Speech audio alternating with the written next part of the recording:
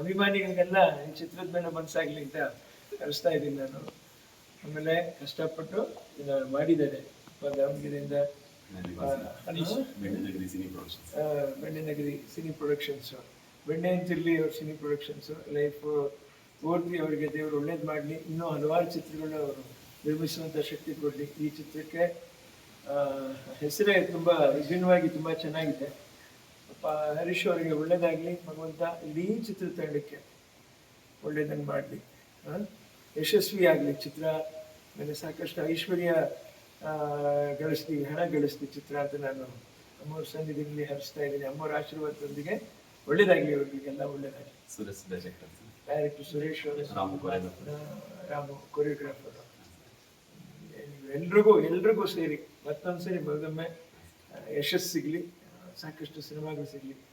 ಕನ್ನಡ ಚಿತ್ರರಂಗ ಇಂಥ ಹೊಸ ಕಲಾವಿದರಿಂದ ಮತ್ತೆ ಮುಂದುವರಿಲಿ, ಬೆಳೀಲಿ, ಬೆಳಗಲಿ, ವಿಶ್ವದಾದ್ಯಂತ ಕನ್ನಡದ ಕೀರ್ತಿ ಪತಾಕೆಯನ್ನು ಹಾರಿಸಲಿ. ನಮಸ್ಕಾರ.